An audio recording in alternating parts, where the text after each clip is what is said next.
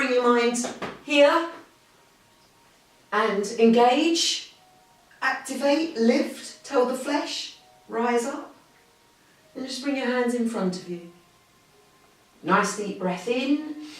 You want to keep the spine as straight as you can. Remember, origin of the movement in the hips. Every breath you take in, you're lifting. You can lift the tummy internally.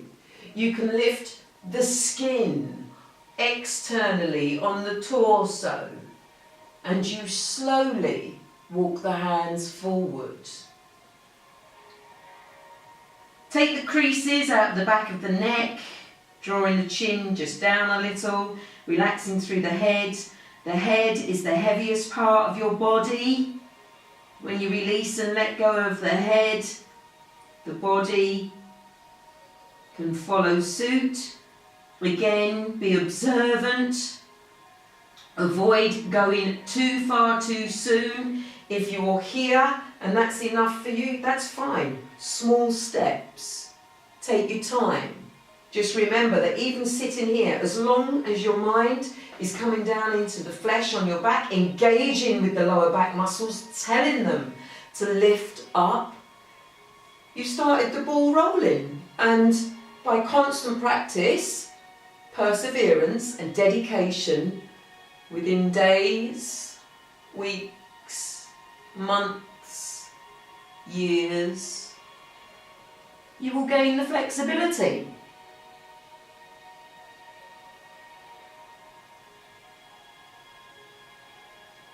Now when we come up, we always pull the tummy in to support the spine. We lift back up into our central position.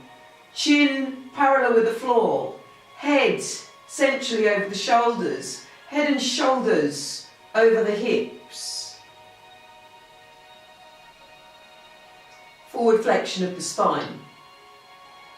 Which can be done with the legs out too. Paschimottanasana. Again, you can lift the flesh out the way, the hips, the origin of the movement, so you're not just collapsing here. If you just round at the shoulders and the ego's saying, oh, I want my fingers to touch my toes, you are actually collapsing the ribs down into the stomach, and that's it, you'll get no further. If you lift up and that silk thread coming up from the crown of your head, taking you up and then forward, making space for the hips, bringing them over, you will, in time, find more movement.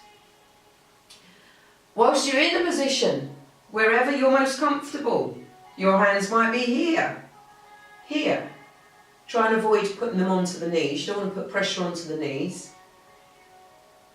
If they're at the toes, be aware if you're doing this.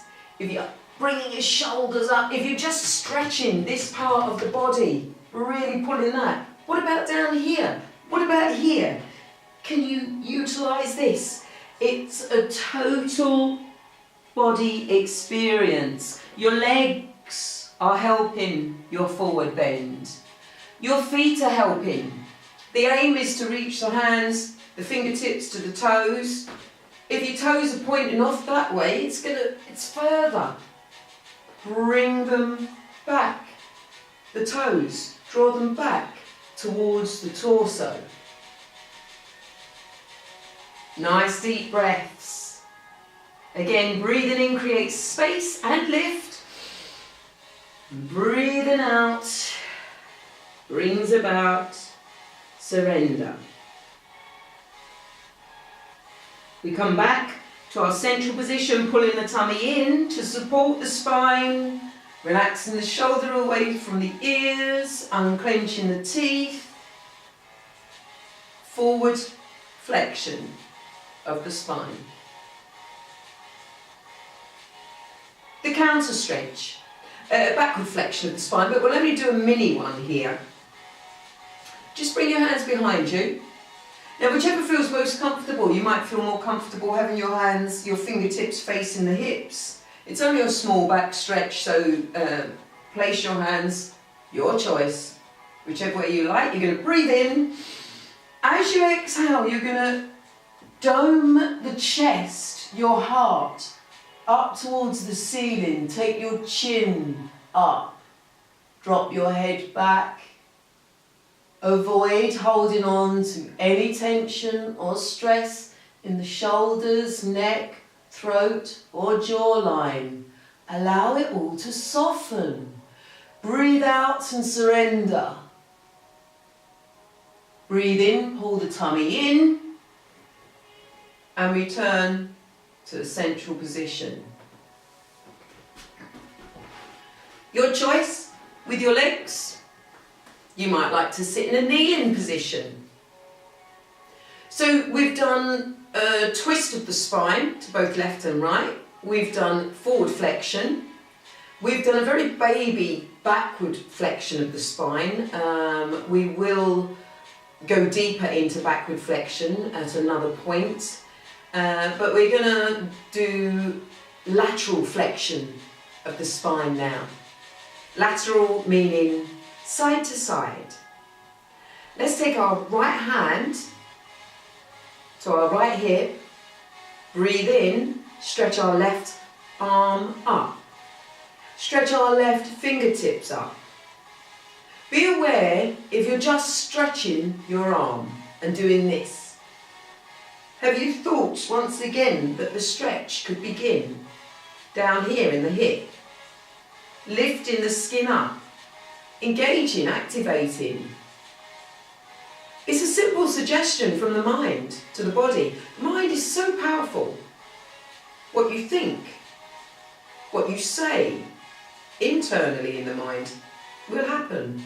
So send a message to the side of the body to lift up, lift the skin from the hip.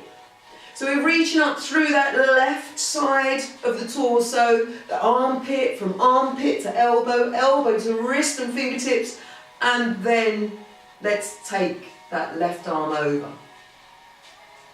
We can gently move that right hand out as we feel the ability to go further. Remember, there's no race, it's not a rush. And don't collapse down into that right hand that's on the earth. Don't let all your weight crash down. The stomach, engage it, utilise it, wake it up. Have it help you in your movement. And breathe in, pull the tummy in, back to that central position. Left hand comes down, right arm reaches up. We start the stretch from the right hip all the way up through that right side of the body, past the armpit, elbow, wrist, fingertips, and then over. Unclench your teeth. Just drop the chin nice and slightly so that it stays as a natural extension of your neck, the upper spine. So avoid dropping forward. The ego might want you to get your hand right down, but then you drop your shoulder forward. Avoid this. You want the shoulders stacking, so your left shoulder at the lower part, your right shoulder stacked in line. It's almost as if there's two panes of glass and you're stretching between them. Breathe in and come up. Lateral extension of the spine. So there's so much potential for movement, flexibility, suppleness. Your skull and your spine are your central axis. The core, your stomach. If we work on getting their alignment, waking up their strength, their potential, then we can move forward with the next 300 to 400 asanas, postures, poses that yoga offers. It's about taking your time, making your choices, keeping it comfortable, never force. Just keep keep the ego in check. The ego's always going to want you to go that little bit further before you might be ready. And it can often cause you to practice the position incorrectly. It's better that you practice the positions correctly. That will be more beneficial. Let's bring ourselves round onto hands and knees briefly. Turn the toes under and bring yourself into an upright standing position. Tadasana, mountain posture. This position will change the way you view yourself. It will change the way other people view you. For you will be more upright, become more self-assured, self-confident, aligned, grounded.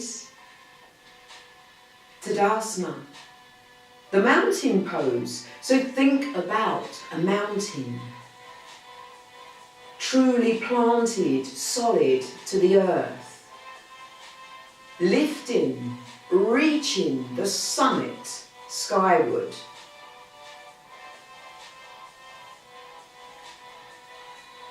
From the soles of your feet, begin to elevate. Lift at the ankles, the shins, the calf muscles. Rise up through the knees.